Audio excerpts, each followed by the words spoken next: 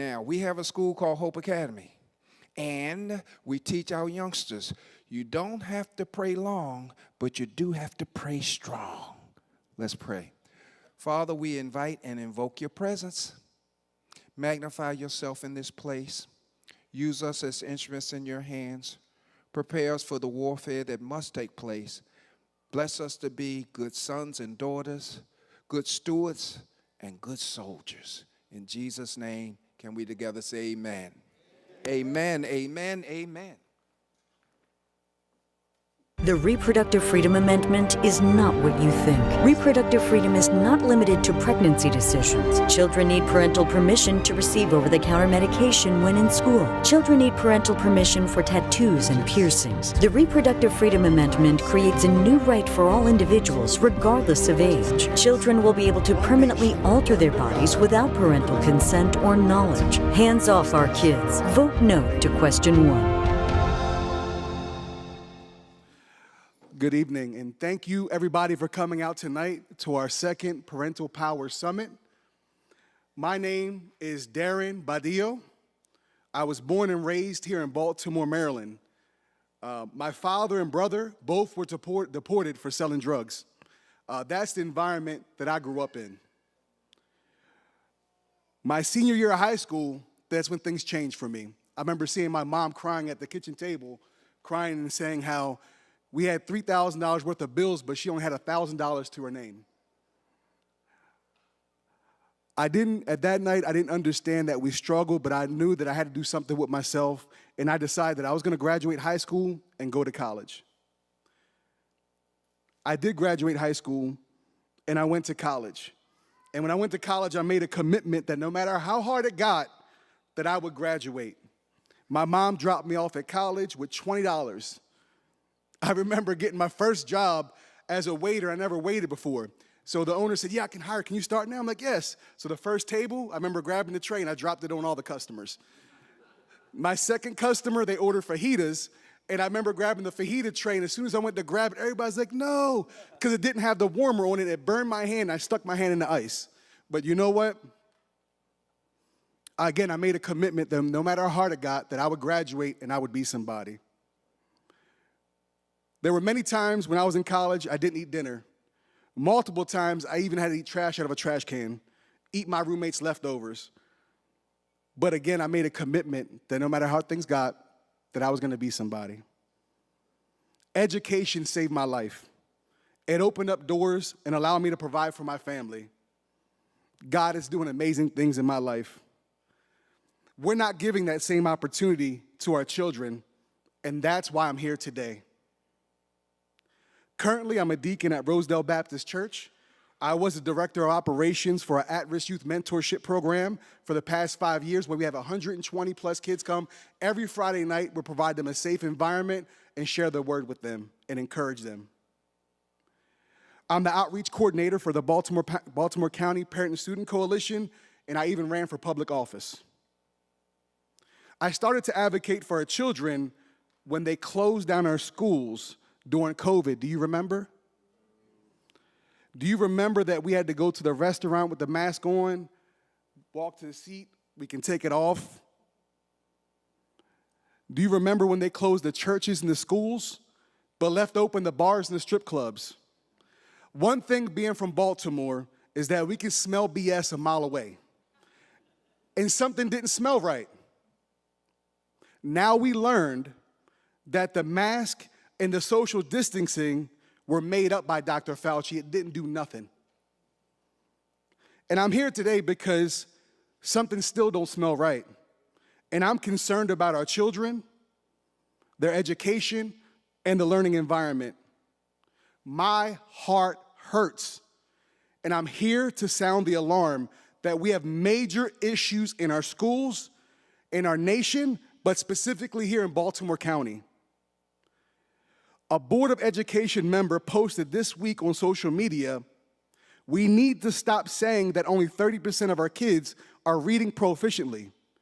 We need to be saying 70% of our kids don't know how to read.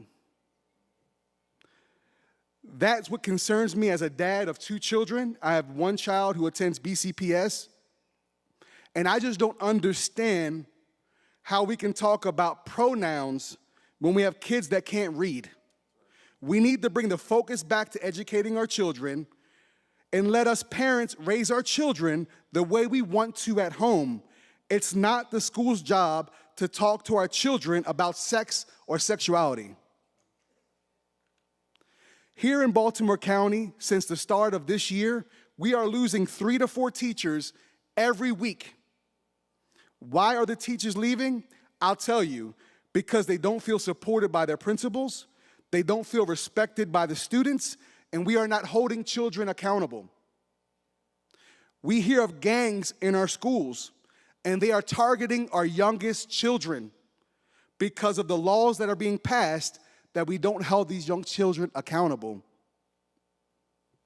I hope that tonight you are motivated to share the information you learned, encouraged to join the fight, and I pray that you go out and vote early or on November 5th and say no to question 1. Thank you.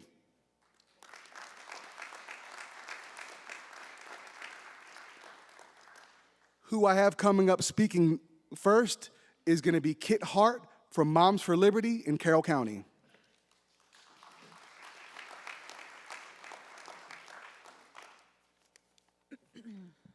Thank you all. It is so nice to be here. My name is Kit, and I am the chapter chair of the Carroll County chapter of Moms for Liberty. Moms for Liberty is dedicated to fighting for the survival of America by unifying, educating, and empowering parents to defend our parental rights at all levels of government. Why?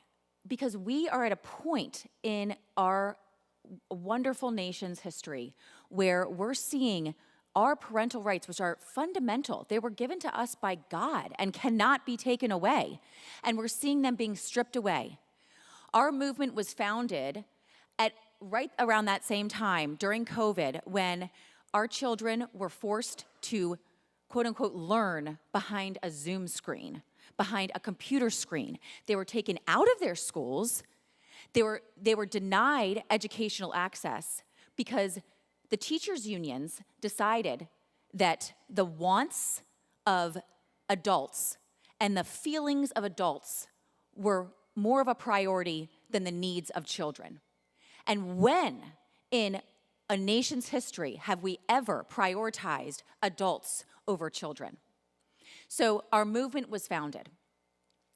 And I have to say, since that time, it's only gotten worse. We are seeing so many examples just here in Maryland where I could tell you story after story. And I'm going to give you 2 examples of how we're seeing our fundamental rights as parents being stripped away. Just this year, really early on into the year, I had a parent call me, and she was very distressed. She is the parent of 2 daughters, and her younger daughter is 11 years old in 6th grade. The very first week of school, her daughter comes home crying, sobbing off the bus, and says, "Mom, you're not going to believe what happened." She was in gym class, and the gym teacher said, "Okay, we're going to take a tour of the facilities to understand what happens in the locker room when you have to get changed out of your clothing to get into your gym clothing." Well, they all sit down in the locker room, and her daughter, 11 years old, looks to her right and sees a boy, a male, in the girls' locker room. The girl was very distraught and raised her hand and said, "Is this supposed to be for boys and girls or just girls?" And the teacher said, "Everybody here is welcome because everybody here identifies as a girl." The parents, the mom, of course, was very distraught. She started calling everyone she knew. Parents were enraged. They called the principal, and guess what? Lo and behold, the policy at this school and at all of your children's schools and grandchildren's schools, the policy in the state of Maryland is that the child can access whatever bathroom that they want in their schools. This refers to bathrooms, this refers to locker rooms when kids are getting changed for sports, and this refers to cabins and overnight field trips. And you will not know before your kid goes to an overnight field trip who they are being roomed with. That is the policy, and it was snuck in years ago because parents were asleep at the wheel and weren't attending school board meetings. They didn't know what their school board was talking about. They didn't know the policies that were happening. And so that is the policy, and that's in place to stay. That's going to happen time and time again until parents get off the couch and start demanding that this policy changes in the state of Maryland. Even more disturbingly, recently, a child in Prince George's County, PG County, Maryland, very upsetting story. He had broken up with his girlfriend. He was 15 years old and was very distraught. Come to find out, this child has autism, was taking things very, very deeply, and started having suicidal ideations. Parents were very upset. So they took him to a counselor. The counselor suggested that they take him to the hospital because of the suicidal ideations. Well, at the hospital, the child was told by the doctors and convinced by the doctors and the nurses that maybe he was actually a girl. And the reasons why he was having so much distress is that he was actually a girl. So there at the hospital, he started identifying as transgender. The parents were told that he could not return to the home because they would not affirm his fake gender. These are Christian parents. They want the best for their children. They had been in military service forever. All they wanted was for their children to get better, for their child to get better, and they were not allowed access to their child. Eventually, the child was able to leave the hospital, and it only gets worse. CPS arrives at the family's house and says, we need to take that child. They actually said to him, because he was not wanting to go with CPS, he wanted to stay with his family, and the social worker said to him that they needed to take him to a safe place separate from his parents. They were telling him that his parents are dangerous and they are the safe people. These are the kinds of infringes and horrible ways that they are trying to take away our parental rights. These children, your children, were given to you by God. They are your children. You direct the education, upbringing, medical decisions, and well-being of your children. CPS, the schools, they do not do that. That is not their job, and they need to stay in their lanes. So I'm going to challenge each one of you here tonight. If you haven't already, please start attending your school board meetings. They're every month. You can look up whatever county you're in, you can look up on your calendar where your school board meetings are. It is so important for parents to show up and show that you care, that you really want to have a say in your child's education. Attend your school board meetings. Get involved for Moms for Liberty. We have a vast array of resources available to you. If you know of somebody who would be interested in running for political office, that's the best place to start. Encourage them to run for school boards. We need to fill the school boards with parents who care about their children. So please, get involved, and thank you all so much for being here tonight.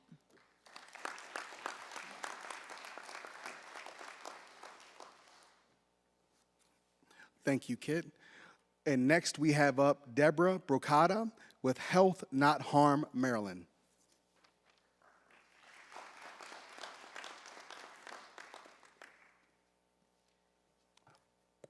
Okay, George, do you want to play the first video? Let's see. The Reproductive Freedom Amendment is not what you think. Reproductive freedom is not limited to pregnancy decisions. Children need parental permission to receive over-the-counter medication when in school. Children need parental permission for tattoos and piercings. The Reproductive Freedom Amendment creates a new right for all individuals, regardless of age. Children will be able to permanently alter their bodies without parental consent or knowledge. Hands off our kids. Vote no to question 1. Thanks, George. I'm Deborah Brocata. My husband and I were born and raised in Maryland, and we have raised our 4 daughters here in Harford County. I am a retired ICU nurse. I also volunteered at a crisis pregnancy center for over 8 years. I've been advocating for good health care and family issues and child issues for about 30 years, and I've been lobbying down in Annapolis for about 5 or so years. And then I learned about this amendment because this is one of the laws that I lobbied against down in Annapolis. And when they passed it, I knew I needed to do something. And there were other people that also felt the same way. And we formed this coalition called Health Not Harm MD. In Maryland, it is required by law that if you're going to raise money to support or oppose a ballot initiative, you must register as a ballot issue committee. So that's what we did to fight this deceptive reproductive freedom amendment. I want to say Darren's story is very good, and it points out that one of the best barometers for how children do in life is parental involvement. So Darren had a mother who was involved in his life, and he decided to make something of himself. This amendment is a nail in the coffin for parental rights. They were hoping, the supporters and sponsors of this amendment were hoping that everyone would think this is simply an abortion amendment, and that's how they would pass it, and they wouldn't know that they were going to vote away their parental rights. The reason they thought this is because in Maryland, 70 to 80% of Marylanders do think abortion should remain legal. And they've been training Marylanders and voters across the country to identify reproductive freedom as only meaning abortion, but that is not the case. And if you didn't know about this amendment, that's by design. They were hoping that people would only see it for the first time when they filled out their ballots and would see it, and then they'd see the words reproductive freedom and they'd think, oh, that's the abortion amendment, I'm for that. There's a lot of other things that the General Assembly has been doing as well that you're not aware of. And I'll start with, for instance, abortion through birth is legal in Maryland and has been since 1992. In 1991, we can start with the slides and go straight to the first one, the Maryland Freedom of Choice Act of 1991. So we can go to the next one. So this is the law. The state may not interfere with the decision of a woman to terminate a pregnancy before the fetus is viable or at any time during the woman's pregnancy if the termination procedure is necessary to protect the life or health of the woman, and the state may not abridge that right. So there was deception back then when this was passed. This was passed in 1991 to make abortion through birth legal. But most Marylanders, when they voted on this, and they voted to pass it, keep it as law in the 1992 referendum by 62%, they thought they were only voting for an abortion law that supported abortion for the first 3 months because of that language before the fetus is viable. But when they added the life or health of the mother as part of it, that is what made abortion through birth legal in Maryland. It's just that most voters assumed when you say life or health of the mother that there's some catastrophic incident that would have occurred that would have required an abortion to save the mother's life. So they didn't know. They really thought, and many Marylanders thought, it was only legal for the first 3 months. The other thing that Marylanders didn't know is this law left it up to the abortion provider to decide whether or not to notify parents of a minor girl coming in for an abortion. So most people did not know that, might not know that now. A minor girl can go in and get an abortion without her parents' knowledge or consent. So a 13-year-old, 14-year-old girl can go and do that. And it certainly seems like the parents should know, one, that their child is pregnant, but also what were the circumstances around her becoming pregnant in case, well, at that age it shouldn't be happening. So that was one of the chipping away of parental rights that most people have not been aware of. But at least with this law, it was required that a physician do the abortion. The next thing that came along, next slide please, is the Mental Health Access Initiative of 2021, and I'm sure you all don't know about this. This law essentially changed or lowered the age of a child to seek mental health care from age 16 to age 12 without parental consent or knowledge. That age is not a random age. 12 is the age at which most children start puberty, so it's already laying the groundwork. The other thing that's deceptive about this law is they don't even specify the type of mental health care provider the child sees. They don't say, oh, it has to be a psychiatrist or a psychologist or a sociologist. They don't even specify. They just use this very broad term, healthcare provider. And then they say a 12-year-old has the mental capacity to seek mental health care, but then in this law they say that the healthcare provider might not want to tell the parents anyway if it deters the minor child from seeking this health care. So they seem like they only want one pathway for this. Again, so this is another way to chip away at parents' rights, and Medicaid would cover this. This is how they would get around the parents. The parents don't need to find out because they'll just let Medicaid cover it. Next slide, please. The Abortion Care Access Act of 2022, it's all in the title, access. They decided they needed more people to do abortions. There weren't enough physicians who wanted to do them, so they decided that, okay, well, let's take away the physician requirement, and we'll have somebody called a qualified provider who can do abortions. In this law, they didn't even specify the type of training that would be required, or even if that person would have a medical background.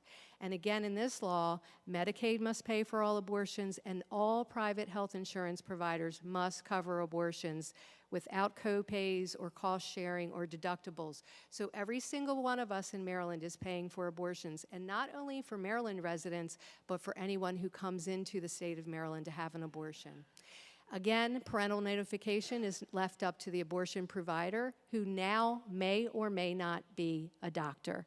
Now think about that. Young girls or anyone who goes to an abortion clinic, if they see someone in a white coat, usually they're going to assume that's a doctor. They're not going to think to ask, are you a doctor? What are your qualifications for doing this invasive surgical procedure that has risks up to and including death? So we all associate a white coat with a doctor. There's a white coat ceremony in med school. It's very prestigious to get that. So this is another deception. They also included in this law an automatic $3.5 million to be included in the Maryland budget every single year just to provide training for abortions. So this chipping away, again, now it isn't a physician who's necessarily usurping the parent's authority. It's now some qualified provider. Okay, next slide. 2023, we have the Trans Health Equity Act. The General Assembly felt that it was important not to have any discrimination for all the drugs and surgeries necessary for what they call gender-affirming care. You and I know it's really gender-destroying care. And they included puberty blockers. Why is that important? Because adults do not need puberty blockers. We've all already gone through puberty. We don't need puberty blockers. So we know it was targeting children, and when some legislators tried to put language in there to exclude minors, it was rejected. So again, and they also require Medicaid to pay for these drugs and surgeries. So here we are again, going after children, at least for the puberty blockers. By this law, they would be able to get it. So now we're up to the constitutional amendment.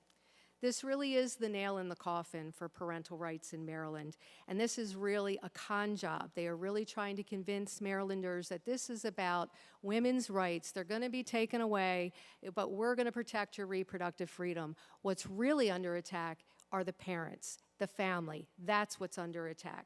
So here is what the actual amendment will say that would go into our Constitution if this is passed. That every person, as a central component of an individual's right to liberty and equality, has the fundamental right to reproductive freedom, including but not limited to the ability to make and effectuate decisions to prevent, continue, or end one's own pregnancy, and the state may not directly or indirectly deny, burden, or abridge that right. Now, I do want to show you something. This is the law that was passed to make abortion through birth legal. It's 7 pages long. It has definitions in it. It uses the word woman. It uses the word abortion. And it says when we say this, we mean that. They wanted to make it really clear that women could obtain abortions in Maryland. So it was 7 pages long. The law to put this amendment on the ballot is less than 2 pages. So it's really more about what's not in it. It's deliberately broad. And Senator Dawn Guile admitted that the language was deliberately broad so they could apply it to many issues from now and in the future. So what's not in it? There are no minimum age limits in this amendment. There are no parental consent requirements in this amendment. They do not define reproductive freedom. As a matter of fact, reproductive freedom is not defined in the law, not in the amendment, and not anywhere in Maryland law. It is an umbrella term to refer to any treatment that pertains to the reproductive system or the anatomy. Also, persons and individuals, they can be adults, children, male or female. Again, that very important thing is that every person. It doesn't say every adult person. It doesn't say every person over the age of 18. It doesn't even say every person in Maryland. So it's all about what's not in there and what they'll use it for in the future. If they wanted to exclude minors, if the legislators wanted to exclude minors, they would have. And there were legislators who tried to add language, to put minimum age limits, to put parental consent requirements, and they were voted down. So we know that this was deliberate. It was not an accident that they did that. So there's that deception. The next deception is the ballot itself. When voters see the ballot, they're not going to see the actual amendment. They're going to see this sort of summary of it, which says, the proposed amendment confirms an individual's fundamental right to reproductive freedom, including but not limited to, and then all the decisions around pregnancy. So they leave out that every person. I think they realize that some of the voters might realize it doesn't say that every woman. It says, so they just said the individual, and again, they're training you to think about reproductive freedom as abortion. Then they're claiming that this is confirming a right. There is no existing right to reproductive freedom. This amendment is creating a brand new right for all individuals regardless of age. So this is for children as well as adults. So that there was a senator, Senator Justin Reedy, tried to require it in the law that the amendment would be on the ballot as well, because he said, if we're asking Marylanders to amend the Maryland Constitution, that's a big deal. They should know exactly what the amendment says. And the other legislators said, nope, that's okay, we don't need to do that, because they really wanted this to pass. All right, so we'll go to the next slide. The words really do matter. These amendments and laws are written by lawyers and other legislators, and the legislators usually direct these lawyers and tell them, we want a law that does this, and we want to make sure it passes, so they get them to write this. They know how to add this other language. And again, they didn't change the words person or individual to woman. The legislator said, let's make it about abortion if that's what you want. They didn't change it to woman. They didn't replace reproductive freedom with abortion. And again, they didn't exclude minors or require parental consent. And they wouldn't match the ballot language. Okay, the next slide. So the undefined terms are person, individual, reproductive freedom, reproductive liberty, and reproductive autonomy. Those are the things you'll see used back and forth. And the next slide, I point out the marijuana amendment because it shows very clearly that the legislators do know how to put parameters on individuals. They asked, do you favor the legalization of the use of cannabis by an individual who is at least 21 years of age? So they know how to do that. They chose 21 years of age. Why?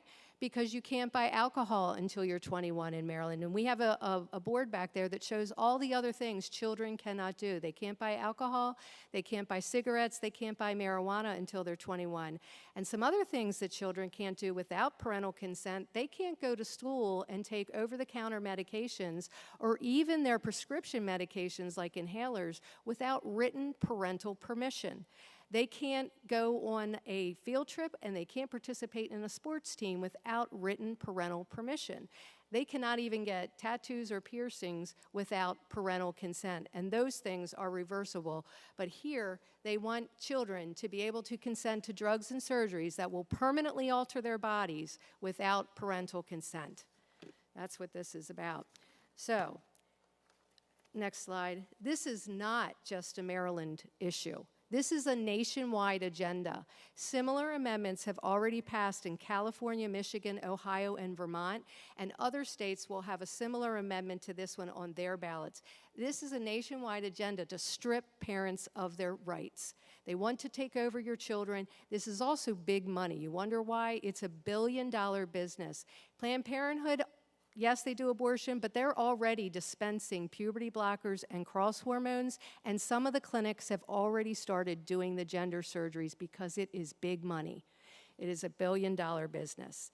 And if you get somebody on this pathway of transitioning, they are medicalized for life. So Big Pharma makes out because they have a lifelong customer, because those people have to take cross hormones. And then the surgeons also have a pretty perpetual customer because the person who is suffering with gender dysphoria also wants to keep getting surgeries to make their body match what they think it should look like. So this is a lot about money. And they're pushing this, again, across the country. And we're already seeing what's happening. And Kit talked about one story of the parents who lost their autistic son to this gender ideology. In California, it's a sanctuary state. If minors want to get these drugs and surgeries and their parents aren't okay with it, they can go to California. And California will not return these children to their parents. Tim Walz signed an executive order for Minnesota to do the same thing, to make Minnesota a sanctuary state for minors. So another adult, a random adult, could take your child to another state and get this done, and they won't give the children back to the state. If this amendment passes in Maryland, we'll be a sanctuary state for minors for the same thing, and we'll all be paying for it, for children to have their bodies mutilated. So the other thing that making this a right does is it decreases the quality and safety of medical care, because once it's a right, if you start imposing safety protocols or things to try and protect the patients, the other side who wants to get this done will claim that you are trying to block this person's ability to exercise their right to this new right. And Maryland even passed what's known as SHIELD laws. They made it sound like they were trying to protect the privacy of the patient. They're really protecting the businesses from having to release their records when harm is done. So, and what Kit was talking about, the guidelines in the school and why schools are keeping secrets from parents, this is what it is. It's the Guidelines for Gender Identity Non-Discrimination, and it came about in 2015. And they didn't ask parents outside of the LGBT community what their input would be for these guidelines. So I feel like it was deliberate for them not to know about it. And these guidelines, which are not law, but they are treated that way, encourage school personnel to defer to children on whether or not to tell parents private things about themselves. So somehow they go to the child, and the school can know private things about the children, but their own parents can't know. There are some schools in Maryland that have changing rooms for children. So they can leave the house dressed one way, go to school, change into some other clothing, and identify as something else in school, and then change back before they go home, and the school does not have to tell the parents. So that's how this is happening and how it can happen, that children can be secretly transitioned to the opposite sex. If you go to our website, healthnotharmmd.org, there's a California mom who talks about how a teacher took advantage of a lot of family tragedy and was secretly transitioning her 11-year-old daughter. The other thing that's been going on, if you wonder why so many children are identifying as trans, this is the curriculum, Maryland Comprehensive Health Education Framework, pre-kindergarten through high school. So while we have falling test scores in Maryland and kids graduating without proficiency in math and English, they're teaching garbage. This is a radical sexual curriculum. It also talks about other things like suicide, which when did these people become experts in all of this? So this is beginning as early as pre-K and kindergarten. They start talking about gender identity and gender expression, and then they move on to asking these kids if they're a boy or a girl, and so on and so on. So this is what's going on in our school. It gets much worse, and I would urge you to vote no, find out more about this, tell everyone you know to vote no on question 1. This is really about the true crux of this amendment is going after our children, giving them the same rights as adults to make changes in their bodies. And we don't want that. One thing we have all in common, it's unifying, whether you are Republican, Democrat, Independent, pro-life or pro-choice. We all can agree that parents should have the authority in their children's lives for health care and education decisions. So vote no on question 1 and tell everyone you know. And please help us out at the polls. Go work it. We have handouts that you can give to people as they go in. Hopefully that will sow enough doubt that people will vote no on question 1. Thank you so much.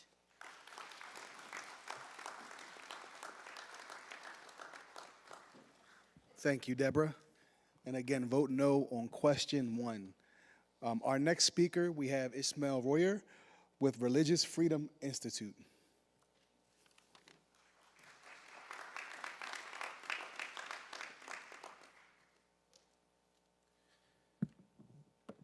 Thank you, Darren. I begin in the name of God, the most merciful. And I want to say to each and every one of you, thank you for coming out, and very grateful to you for sharing your time with us and for learning more about how to protect your children. As Darren mentioned, I work at the Religious Freedom Institute. We're a nonprofit organization based in Washington, D.C. that fights for religious freedom for everyone. And it's interesting that I, as a parent of 6 beautiful children, I'm out in D.C. working in policy and, sort of high-level things without thinking so much about how they are impacting my actual family. But one day I noticed that my son, who was 14 at the time, started coming. He was a student at Fairfax County Public Schools. And I'm not going to mention which school that was. I'm trying to preserve his anonymity. But he came to me and he started asking me, Baba, he said, do we really need to believe in God to be a good person?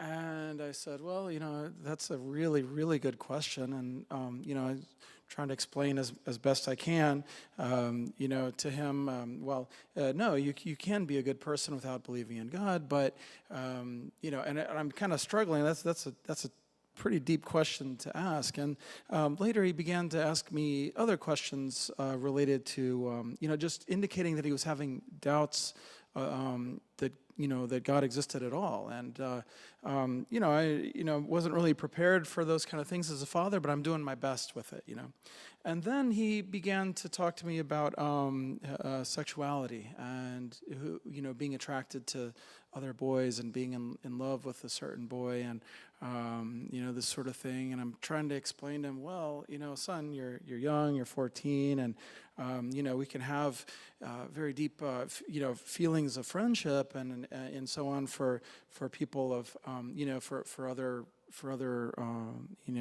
boys, but this isn't something that is necessarily like sexual. And I'm trying to, these questions are really, I'm reeling inside, but I'm trying to be respectful and and loving and empathetic and trying not to drive him away. And in doing all this, I came to find, and he was at the same time, he was really into theater. I loved theater, and I think I respect theater a lot. I think it's a great creative outlet, and he was really good at it. And he had a teacher that he really liked, and I went to the teacher one time to discuss with her about my son's failing grades in other classes, but he was doing really well in this class. So I wanted to talk to her about, that maybe she could encourage him to take his other classes more seriously, and she refused to meet with me. When I went to meet her, she looked at me with a very hostile look, and she just kept turning her face away from me and wouldn't meet with me. And it was the most bizarre thing. I'm thinking, am I out of line here? Am I crazy? Did I say something wrong? Am I approaching this in the wrong way? I saw her later when my son was doing at a county fair. He was doing some improv with his class, and I was doing really a great job up there with the other kids. And I saw the teacher there, and I went to try to approach her and talk to her and just try to clear the air and lighten things up a little bit because of the last weird, awkward encounter that we had, and she turned her back on me. And I kept trying to talk to her, and I'm like, is this woman actually turning her back? She turning her back on me. And I'm trying not to judge the fact that she's, looks probably maybe only about 5 years older than my son. She looked like she just graduated from high school, and she's got the blue hair, and, trying not to judge a book by its cover, because I myself had blue hair when I was a kid, But no, she was really deeply hostile to me. And talking to my son a little bit more, I came to find that she had been meeting with him a lot after school and talking with him about his sexuality, talking with him about whether God exists or not, and talking with him about me and my wife, his mother,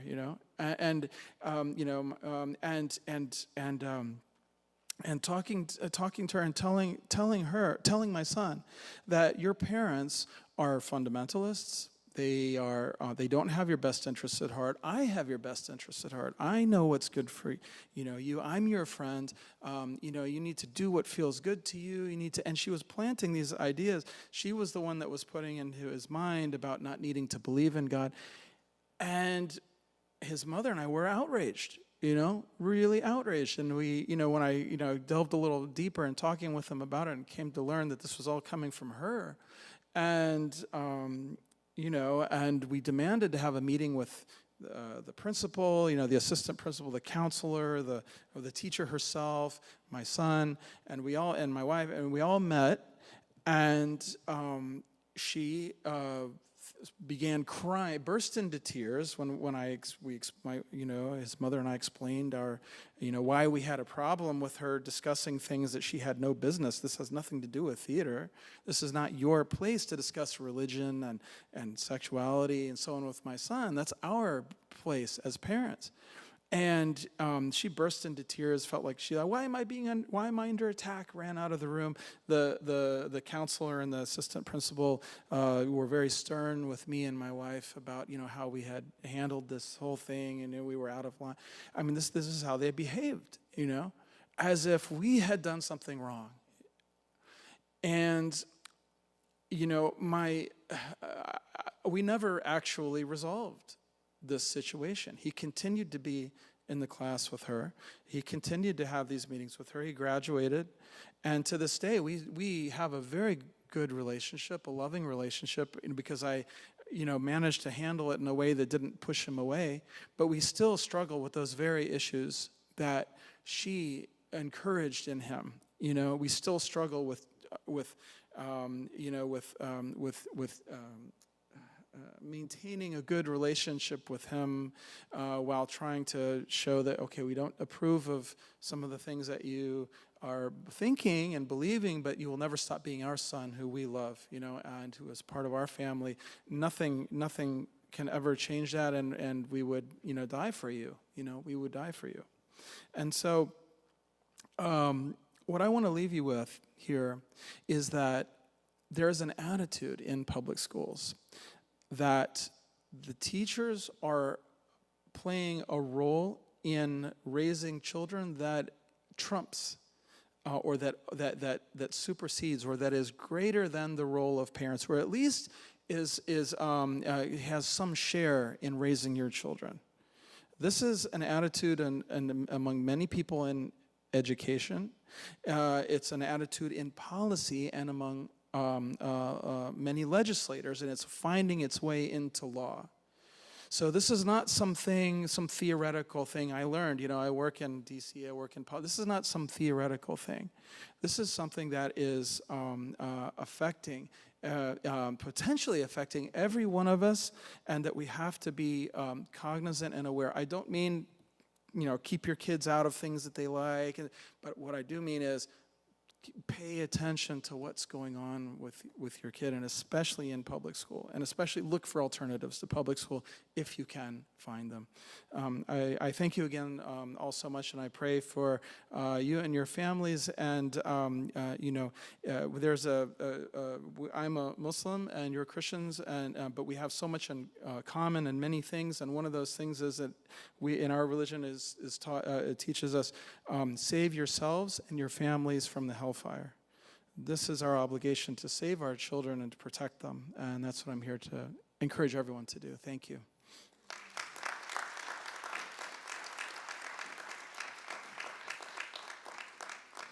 Thank you, Ismail.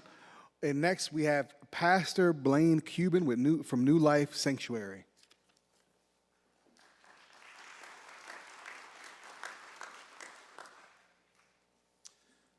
Good evening. I would like to really just speak some words of wisdom, hopefully that we can see a perspective that's been placed before us, because a perspective can change everything, how we view things and how we envision things. There's actually a scripture in the Bible that says, without a vision, my people perish. And we have to be in an alignment to come together, become one. Because if we're scattered or we're separated, we become weak. We should be outraged over these matters. We should be infuriated over what has taken place in our community. And this isn't just something that we're talking about that might happen in the future. This is a fact. It's happening right before our eyes. We're a generation right now that we've seen changes, and many of us are sitting here today already outraged because we can see the change of society has led us to this place right now where these issues are being brought before us. As a younger man, I would never dream that this would actually be an issue. I in my thinking, have never thought that, people would actually look at something that is blatant and then call it something different than what it really is. It's almost like we've become detached from reality. And what's happening right now, the family unit is being challenged. It's being compromised. There are people out there right now that are in political positions that are making rules and regulations, and not only just affecting children, it's affecting the people of the land. Even the Bible says the day would come that men would even call those things which are good, they're going to call it evil. And the things that are actually evil, they're going to refer and call it good. The voice that cries the loudest is the one that's heard the most. And I challenge you today because we need to be a voice, and we need to cry aloud and spare not. You're in a battle every day of your life when you wake up, because society and the rules and the regulations that are placed upon you is things that is being determined by people in political positions. If you look at the language of these bills when they're written, they'll say a counselor has the right to determine in their own discretion how they feel concerning your young child or your grandchildren. And most of these people are humans. In fact, men alone don't even have the qualification to understand the human mind, let alone to make a decision to tell a child that you're a boy or a girl. And this is ridiculous. We're at a place right now that these issues that are before us are an atrocity. And I know people get offended over this language, but it's truth. It's truth. If you're born with a Y chromosome, you're a boy. If you're born with an X chromosome, you're a girl. And you can paint it any way you want. You can put makeup on and put on a dress, but that's who you are. Now, people have a right to identify the way they want.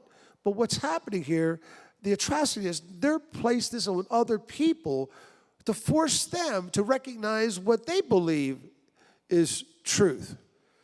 Because perspective is only an individual right.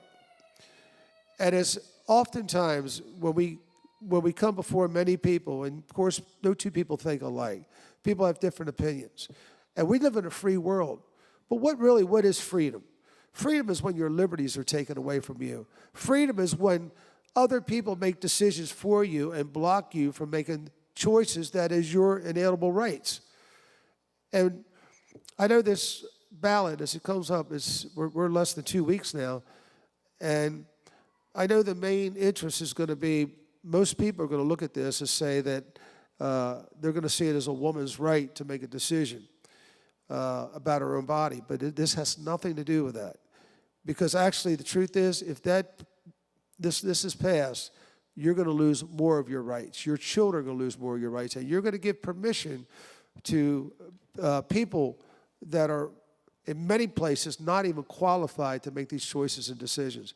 We need to speak, we need to cry out, and we need to tell everyone.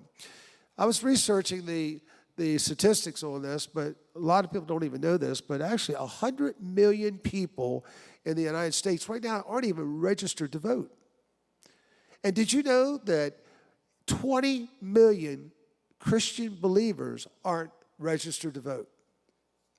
20 million. 20 million can turn things around. Now, we're not here to promote Christianity, even though I'm a pastor and I preach it. We're here to promote justice. We're here to promote righteousness. Righteousness is just doing the right thing.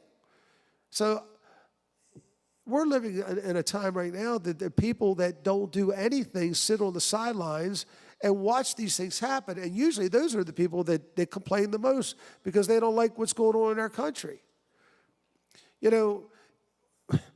The reason why things are the way they are is because good people do nothing. Good people do nothing. When you see crime around us, the moral fiber of the society is based upon the relationship of the family unit. If mothers and fathers take their rightful place as parents to sow into their children, to teach them, to love them, to nurture them, you'll see that there's less issues of crime. And when you teach people, when you spend time with it, you invest people's lives, and they feel and know that you care. It makes a difference. And right now, if we do nothing and we sit by the sidelines and just watch this happen without speaking, without crying aloud, we have to actually be like an army, because there's no demilitarized zone in this matter. We have to fight for a cause. And that's what you do when you're in a battle, because you're in a war. You're a war against the voices of society, powers in high places, and people that make decisions over us.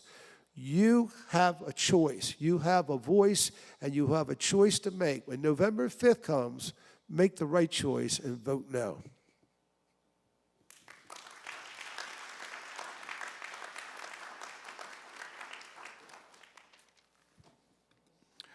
Thank you, Pastor Blaine. And next, we have Pastor Armides from Christ the King Catholic Church.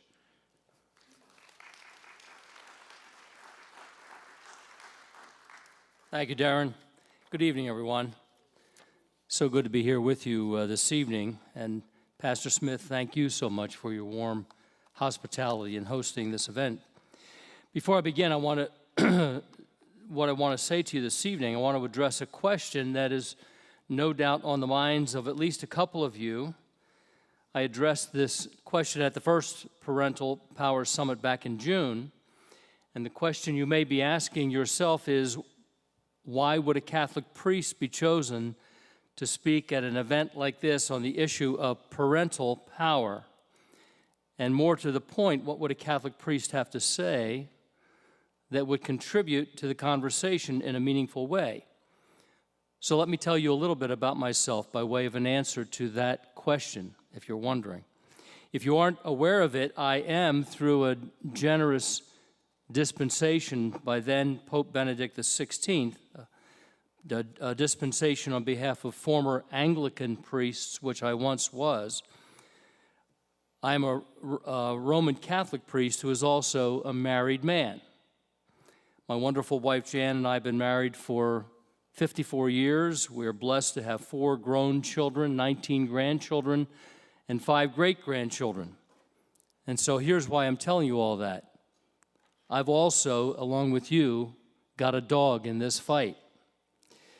Among all the insidious things that the so-called Right to Reproductive Freedom Amendment is, one of the most insidious is that it is an assault on religious liberty.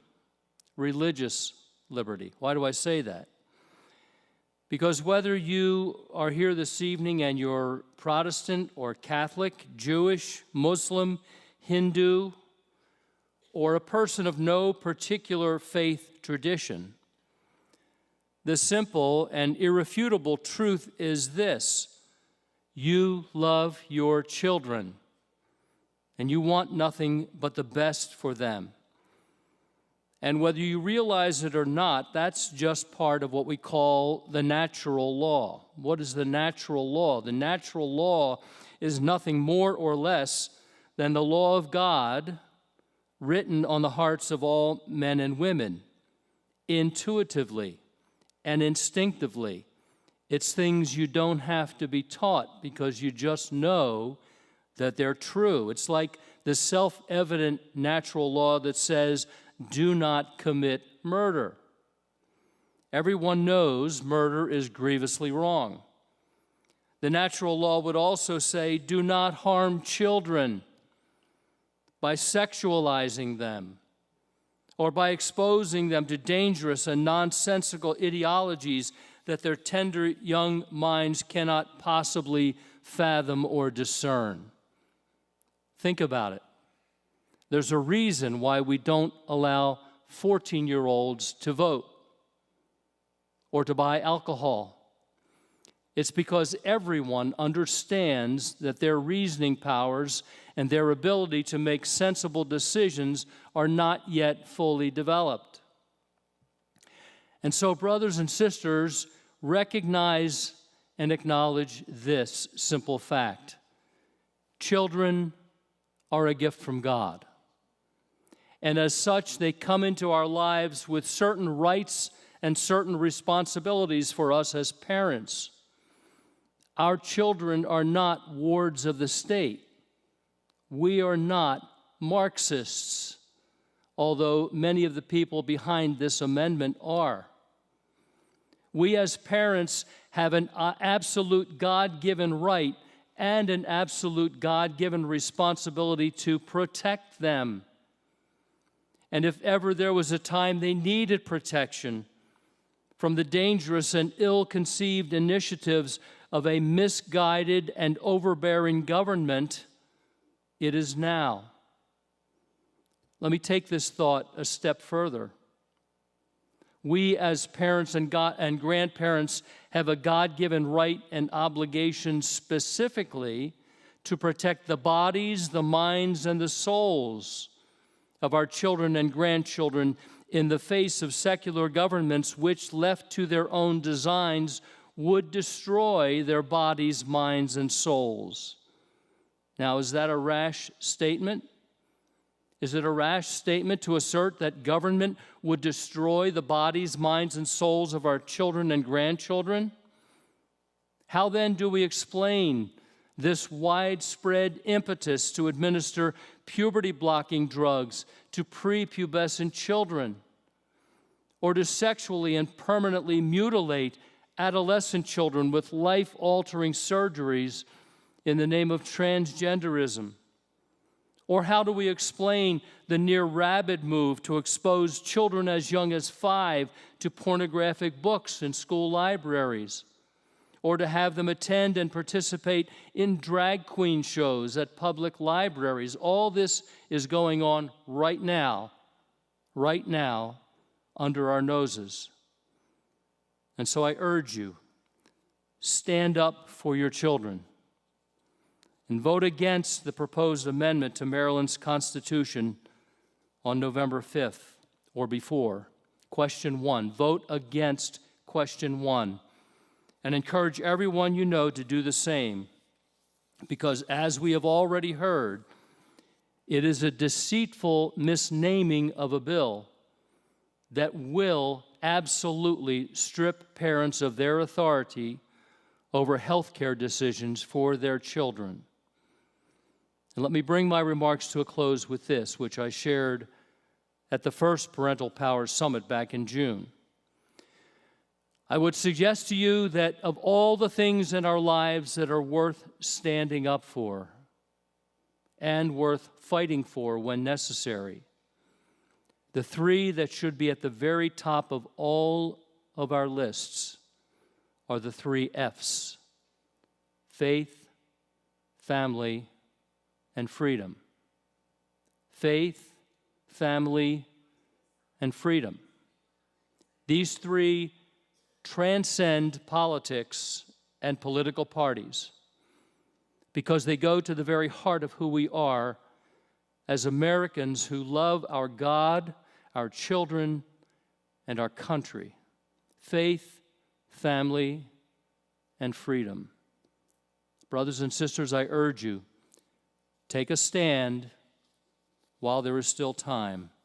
Vote no on question 1. And so thanks for listening. God bless you, and may God give us the victory on November the 5th.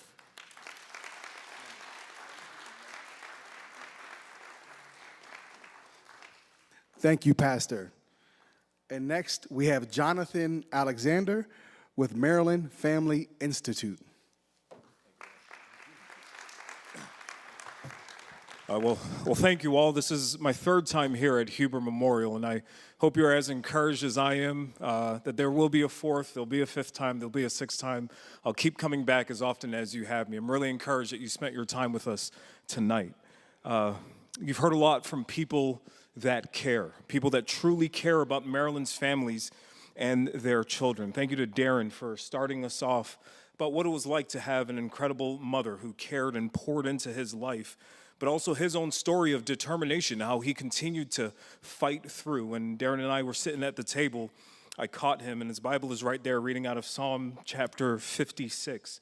And the passage that he had underlined in Psalm 56 says, "In God I trust. I am not afraid what man can do to me." I think of what Kit Hart shared with us from Moms for Liberty. Remember the fight that they are in for the innocence of our children while they are going through schools. These young students that are exposed to things physically in their locker rooms and bathrooms that no child should have to go through and work through on their own. But the fight that Kit Hart and Moms for Liberty are taking to the schools, and how she's encouraged us to go to the school boards and make sure our voices are heard when they're deliberating these ordinances in the counties, and making sure that if you have the call on your life to run for office, that you aren't afraid to step up.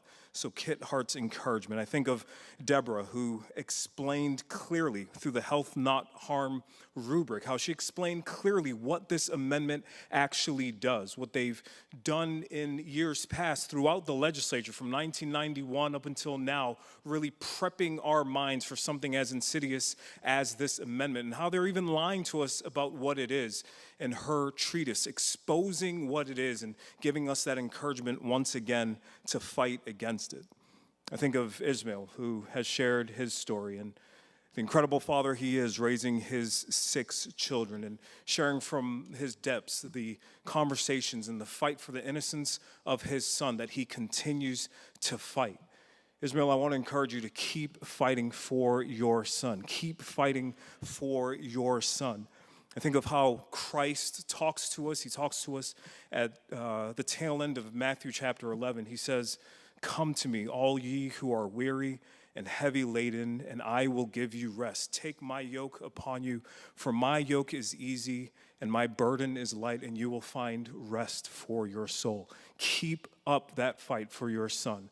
John 10 explains to us that the Father has given them to his son Jesus, and he says, nothing shall snatch them out of his hand. God has your child, God has your family right where he wants you. So keep up that fight. I think of Pastor Blaine, who's encouraged us to be a voice, to continue to cry out, to go out there and cry out and use your voice.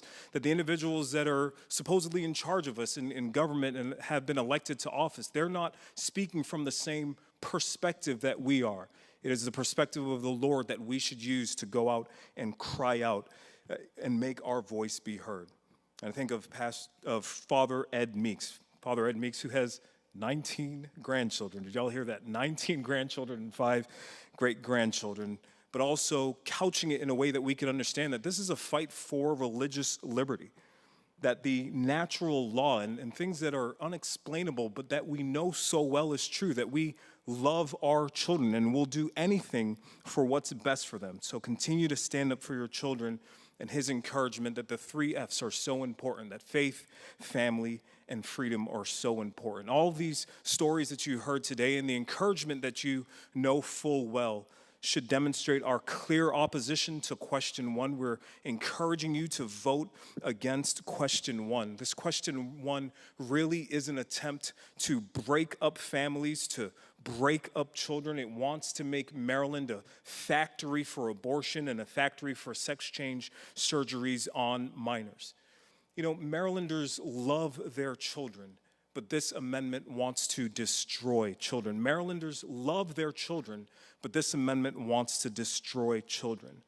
You know, I think of how you probably spent your day today and how you've probably spent, most every weekday or every weekend. You're dropping your kids off either at the bus stop or dropping them off at school, and picking them up in the afternoon, then shuttling them over to practice and then to music lessons, and making sure that there are meals on the table and that the energy bills are paid, and doing that cycle over and over again. And it's something that we're willing to do, and we're committed to do it because we love our families, and that's the job it takes to continue to raise our families. And that's really where Maryland families are. We're concerned with the upbringing and the nurturing of our families. That's where parents are right now. And we've come through the summer and we have this little autumn break where school starts and we're getting used to it.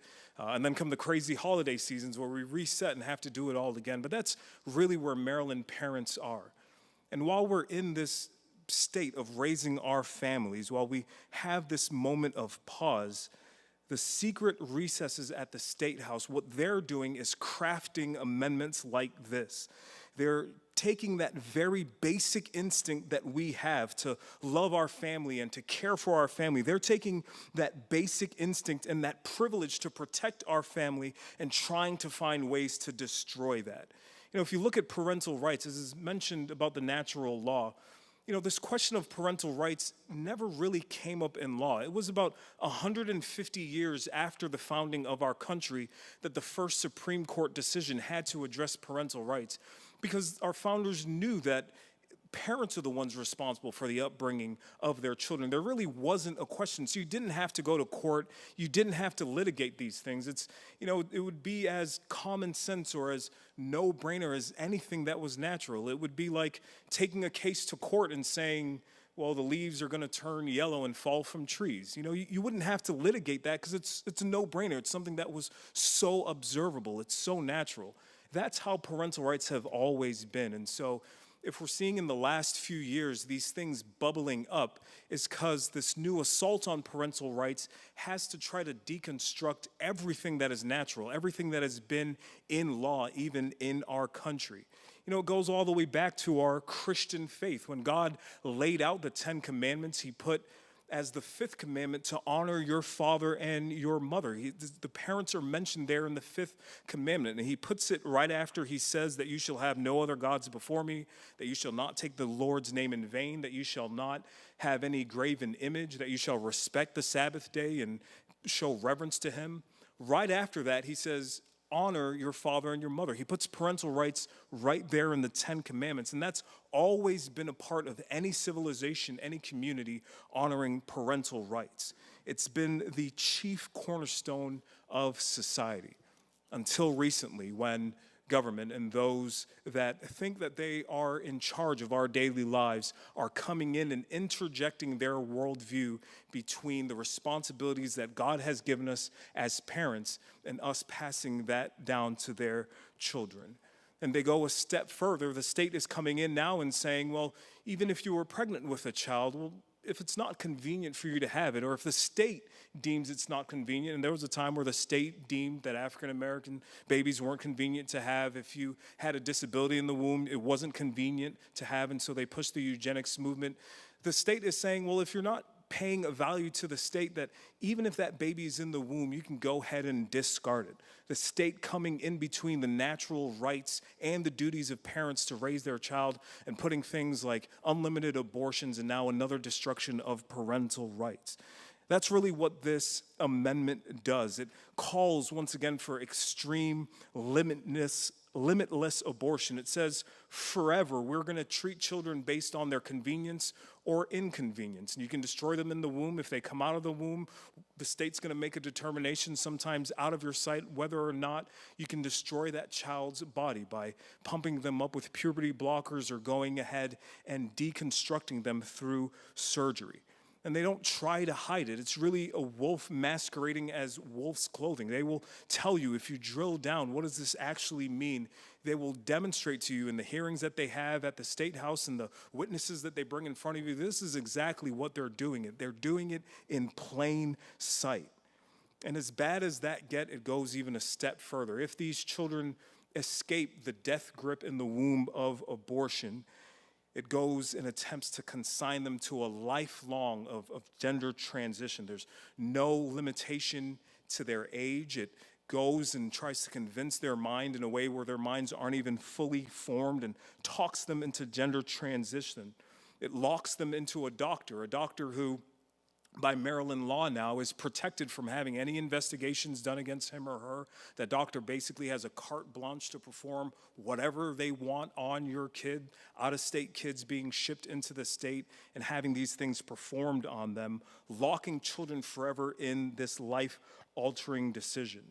And what's worse, and what this summit is all about, is that first layer of protection, the protection that ought to be there to stop children from going down this track, the protection of parents. Well, the state is coming in and saying, no, there's not going to be any parental notification. There's not going to be any need for parental consent. We're going to push this agenda, and there's nothing you can do to stand in that way. Parents being eliminated from all of those conversations and from consent. You know, Marylanders are against everything that I just mentioned because the people of Maryland love their children, but this amendment wants to destroy children. Maryland parents love their children, but this amendment wants to destroy children as it forces compliance from every corner of our state. It says that no local government, no county can choose their own path. It's only what the state constitution says now. It's in an extreme, forceful manner that takes a sledgehammer to any law that seeks to come against it. It's the Constitution spreading its arms across the entire state and saying, I don't care if 10 years down the road your county wants to change its mind. It's in the Constitution now, and you cannot pass a law against it. That's how far this amendment wants to go. Maryland parents love their children, but this amendment wants to destroy children as it strips our elected representatives from making any law down the road to protect women or to protect children. It doesn't allow any protection against medical negligence or any predatory practices. It disallows any reasonable protections for life. It disallows any requirements that there be ultrasounds in an abortion clinic or that someone is presented with the image of their child before they go in and abort. There's no requirements for physicians to have admitting privileges in emergency settings. It basically makes abortion and abortion pills on demand like a vending machine where someone can punch in a number and receive these poison pills and these poison procedures to destroy their children. That's what this amendment does. And Maryland parents love their children, but this amendment wants to destroy children. It targets you, the taxpayer. It says because this is a fundamental right, and in the states that have already passed this, it says that the taxpayer is going to have to fund that. And sometimes you hear that and you say, well, that's some taxpayer over there. But those taxpayers are you and I. Every dollar that we are working for, a portion of which goes to the state that they have in their budget to fund these things. And a practical way to think about it, say you're working, you're driving a bus, or you're a nurse and you're tending to patients, or you're opening your small business, or you're working behind a computer, or you're teaching schools, or you're a gym teacher, or any number of the offices and occupations that you and I have. And say you're working just for 1 hour. Well, imagine that for that hour you're working, 16 minutes of that hour is spent for someone else to do something else with your tax dollars. Say you're working for 8 hours that day. Well, you've worked 2 hours for someone else to do something with your own money. So standing on your feet for that long, 20% of that, upwards of 40% of that taken right from underneath you, and that's going to fund some other family's abortion or fund some other child's sex change surgery, oftentimes without their parents actually knowing. That's how practical we have to make the involvement that we need to have and how close to home these issues reach, that we are going to be forced to pay these things.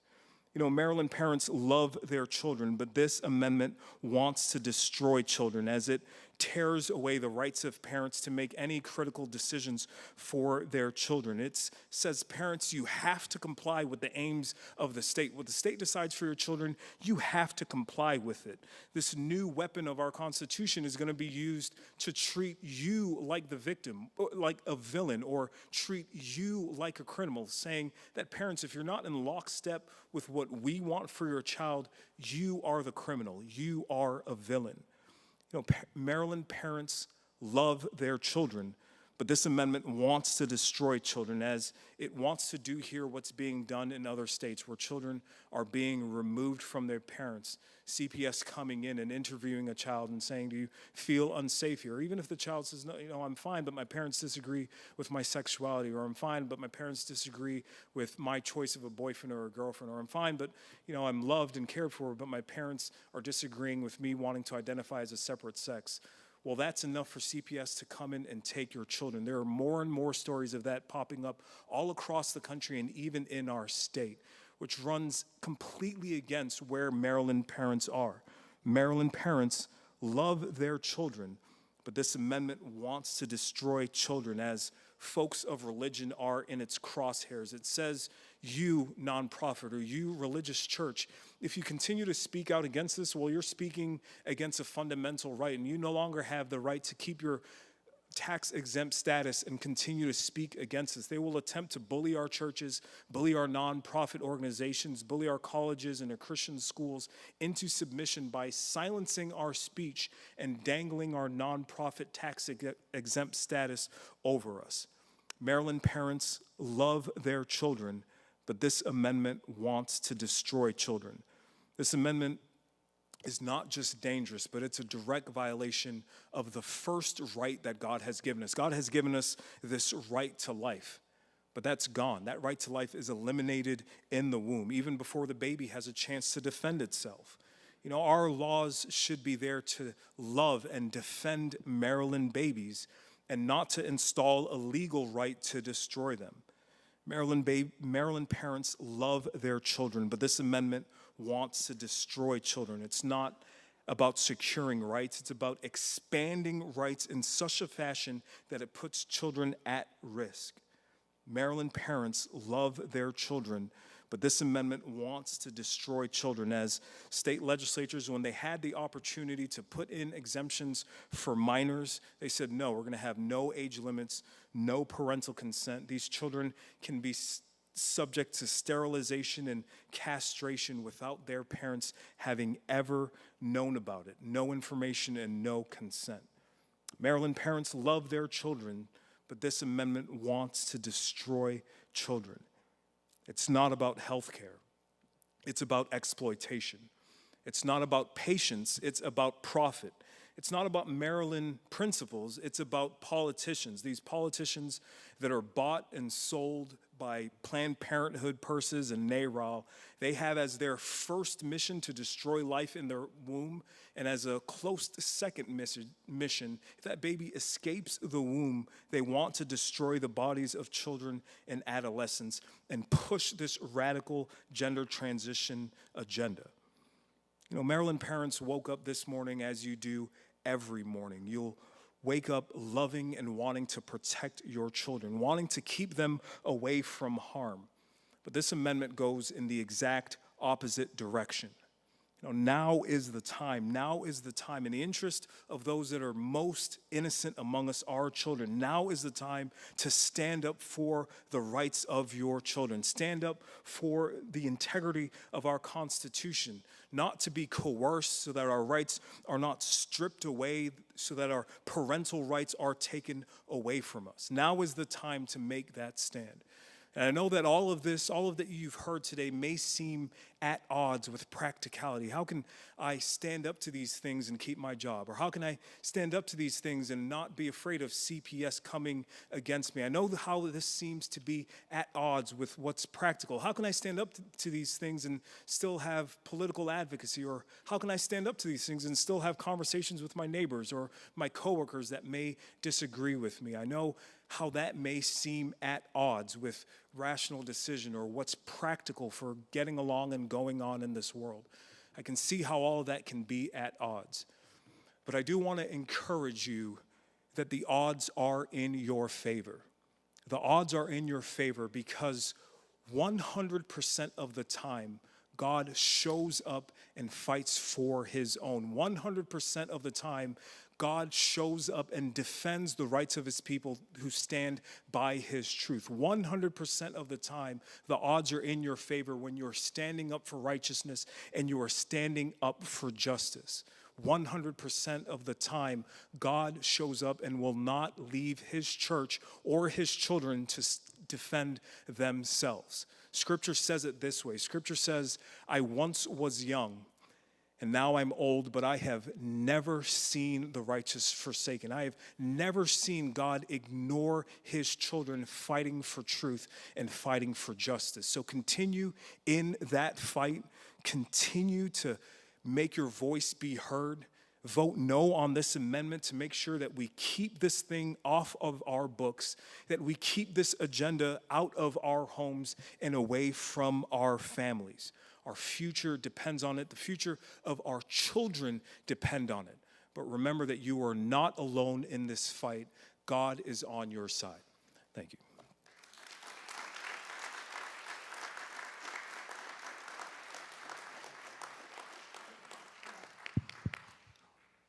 Thank you, Jonathan. And we have a few questions from the audience, and then we'll also have a few minutes afterwards that if you would like to talk to anybody up here on the panel as well. The first question is going to be for Deborah. If passed, how soon would this amendment go into effect? I'll have to look at the law and see exactly. Usually they tell you when it'll go into effect. So let me pull that out. I'm sorry about that. Let's see, here it is. So it says approved by the governor and enactment subject to constitutional referendum May 3rd, 2023. So I think it would go in immediately. It would become a part of our Constitution immediately. And the only way that you would get rid of this amendment is if the General Assembly passes another law to say they either need to change the amendment, maybe to exclude minors or add parental consent, or to repeal it altogether. And then that would have to go to referendum and ask the voters again to decide whether they want that to happen. And of course, you would need transparency again, which there was none for this amendment. So that's how difficult it would be to do anything. If this is passed, it's going to be nearly impossible to get rid of it. Laws are different. It's still difficult to repeal laws or change them, but it's much easier than if you put something in the Constitution. Thank you. The second question I have is for Jonathan. If passed, talk about what the government do to parents if the pushback on a child pursuing to transition. Yeah, and the story that Kit mentioned is one that we've seen happen all across the country where you're put at odds with your child's decision.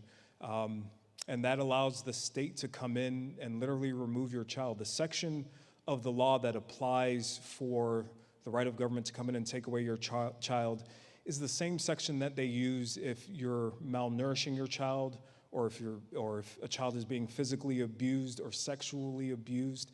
That same force of government that comes in and investigates and removes a child, that's the same section of law that's animated by a parent having a disagreement with their child here. And in so many states across the country, states that have already passed this, you're seeing parents lose custody of their children literally to the state, where their children become wards of the state, sometimes placed in foster care and adoptive homes.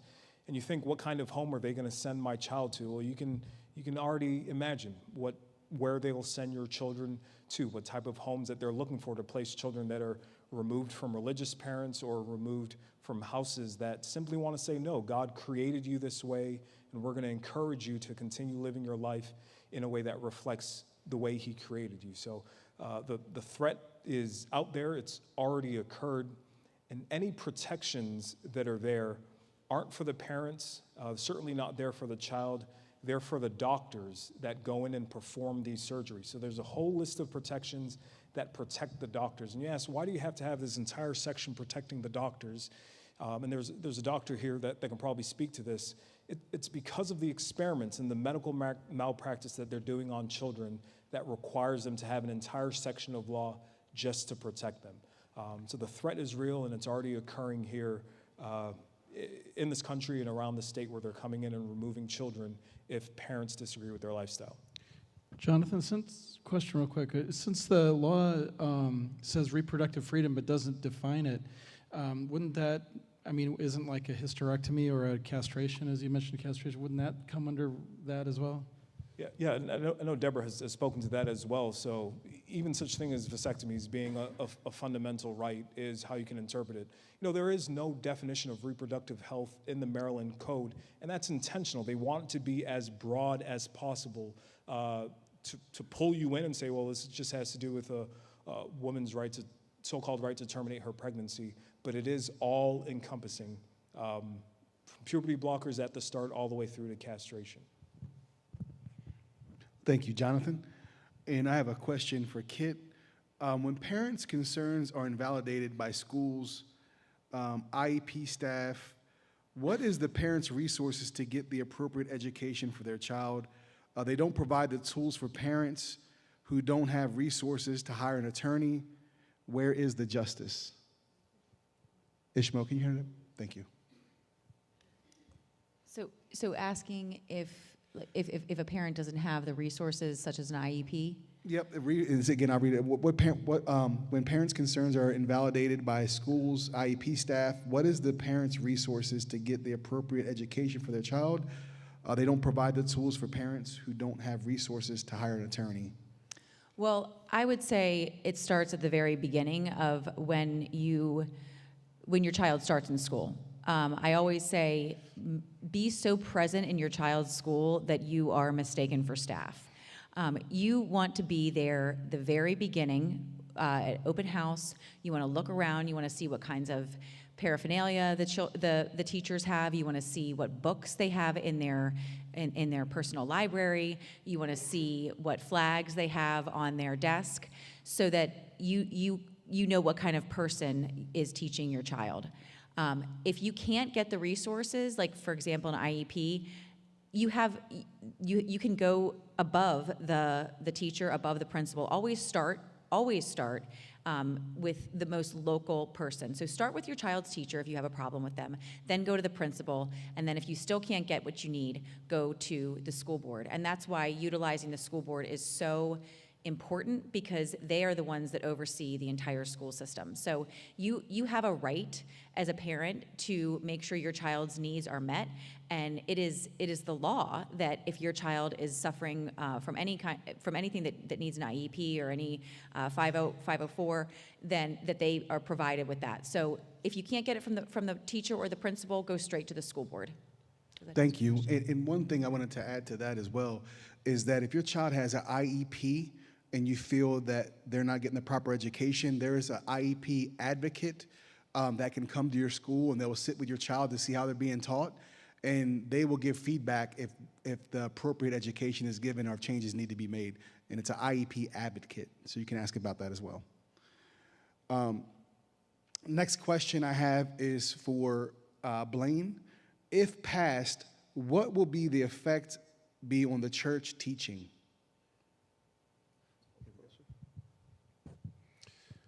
The effect of the church will never change, in the sense that it'll never change people's position and what they believe. But these things will affect the issues of the church family. When we look at families today in the church and what the church represents and what we teach, in fact, one thing I want to emphasize is this issue is really not a religious issue, but it is a moral issue, whether you believe in God or not. It's a principle that whether you're a Christian or you're a Muslim or you're whatever you believe, it's just going to affect every single person, every family.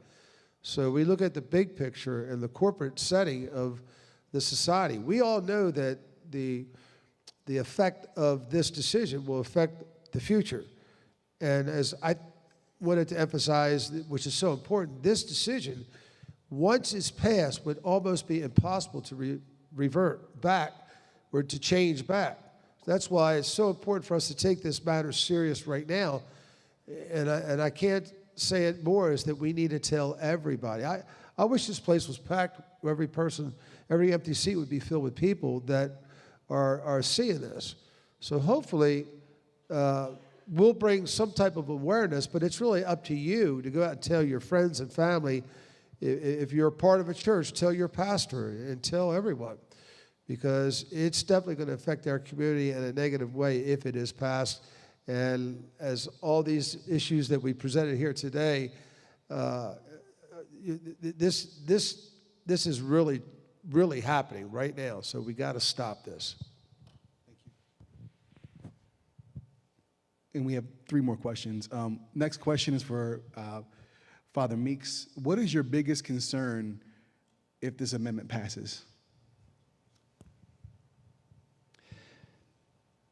My biggest concern is that, of course, parents' rights are going to be completely abdicated to the state. And I made the comment about Marxists in my presentation. This is a mainstay of Marxist ideology. It's one of the chief tactics that they always use in trying to take over a country, to try to separate children from their parents. They did it so very successfully in the Soviet Union and much of Eastern Europe and in other communist countries.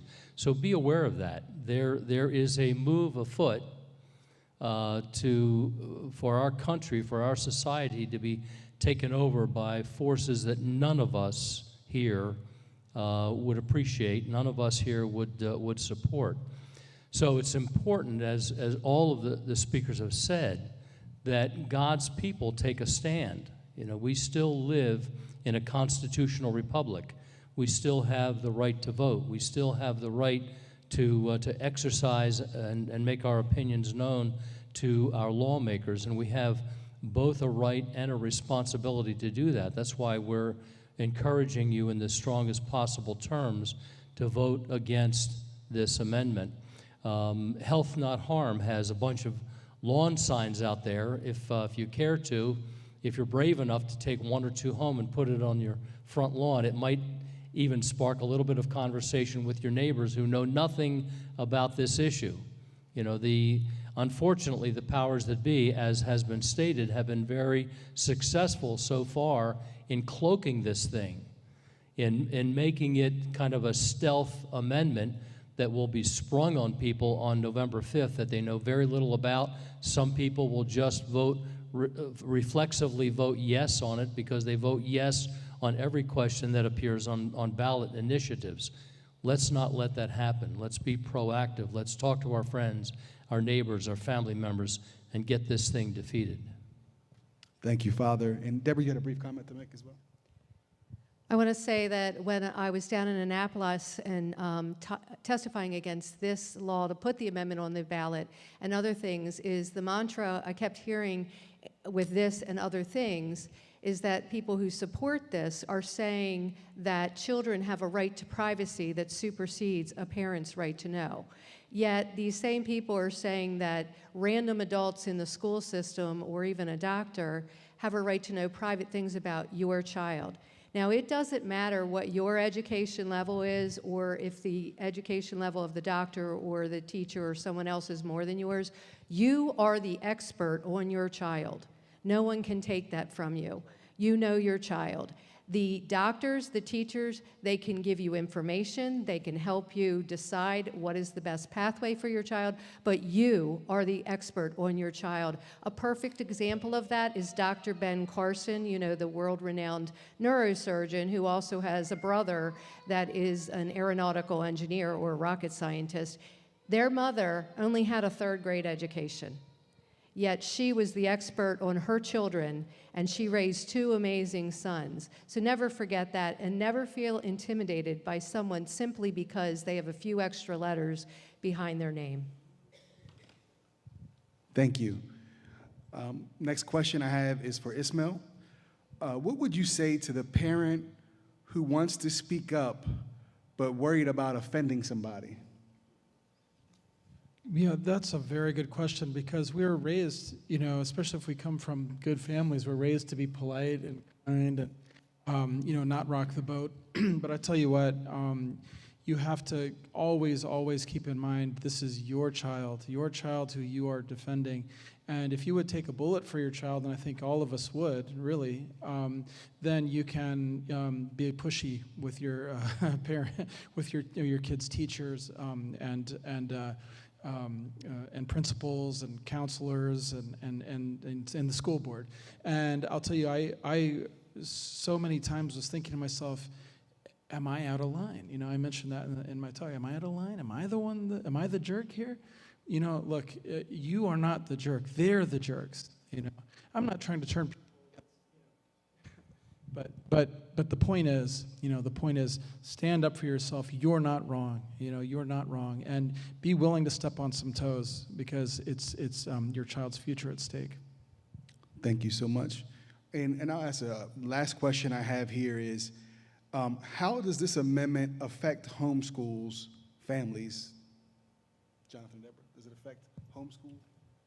Yeah. So there is no carve out, of course, for how you're raising your child, whether you're sending them to public school or you're sending them to private schools, or you're deciding to homeschool your children. Maryland is a state that has laws that you can understand when it comes to homeschooling your children. I think you do have to submit your curriculum and have an overseer at a school sort of chaperone or look over what you're teaching your kid at home, which I think, for one, is a bridge too far. But this amendment wouldn't treat your child at home any differently from the child that's at school or the child that's in private school. What it does do is allow children of any age to have access unlimited to abortion, which is already Maryland law, but is now going to be placed in the Constitution, harder to turn back, but also would allow children of any age to start taking puberty blockers, consult with a doctor, and go through a lifelong, forever changing situation of who they are, of how God created them, and completely eliminate the parents. I'm glad you mentioned homeschool, because I think it is, a strong way of being able to, raise your children and keep them not completely insulated, but protected, guided through making these decisions, especially the decisions of sexuality and health, which are conversations that mothers and fathers should be having with their children, not some other counselor. I think homeschool is an incredible option for parents to have, and I know not every family is able to do that. I think the church can do an incredible job having private schools, encouraging parents to pool resources together so that the ultimate goal of us being the ones that are there in our children's lives, raising them, nurturing them, and upbringing them, ultimately in the word of the Lord, but secondarily for them to be good citizens. I think that relies with the parents. Everything in this amendment, once again, it can't be stated enough, everything in this amendment stands against that primary role, and that's why we should fight against it. Thank you so much. And I just wanted to just mention to everybody here as well is that, if you think about your child, maybe they're in kindergarten, middle school, high school, they're still your baby. We still need to fight for them, and they're at the front lines of a lot of these fights. I encourage you to, tomorrow I want to announce that early voting starts. You heard a lot of messages today. Now, next step is to share it with somebody. Make sure you grab a couple friends and go out and vote. We thank everybody for taking their time to be with us tonight. I encourage you to get to know some of the panel speakers, get involved with their organization, support them if you can, and just share this event. Thank you, everybody, for coming out. We'll be out in the lobby if you have some questions. And everybody have a good night. Thank you.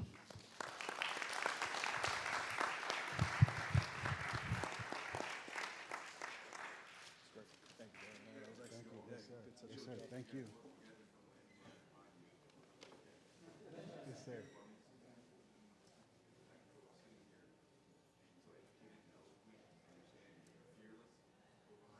Thank you so much. Tim, can we get one picture of everybody up here? Can you get one picture of everybody?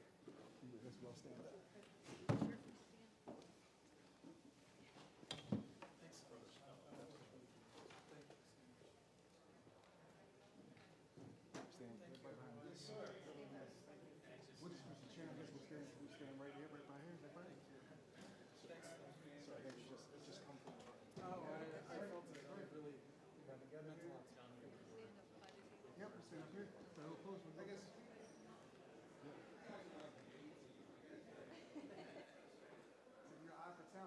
The Reproductive Freedom Amendment creates a new right for all individuals, regardless of age. Hands off my son. Hands off my baby brother. Hands off my daughter. Hands off my little sister. Hands off our kids. Vote no to question 1.